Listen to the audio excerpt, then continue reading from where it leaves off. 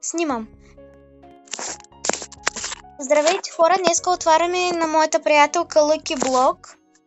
Хора, току-що са падна. Толкова съм щастлива. Обърни се да не гледаме нищо. Отварям. Добре. Гледай.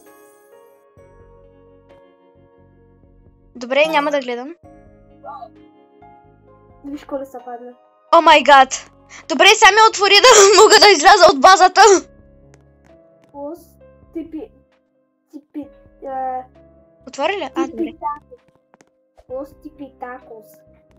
Хора, ето аз какви брейнрочи имам. Тук ми откраднаха жирафа челесте. Да, хора, буквално. Значи този Lucky Block, който ви го показах, е най-деткия.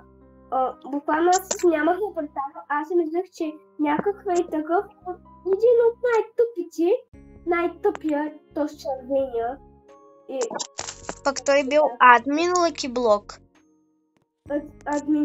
Само за администратори. Може, ако бях администратор... Този Lucky Block е на Сами. Да. И хора, Сами написа, че мисля, че можеш да спамиш 6-7.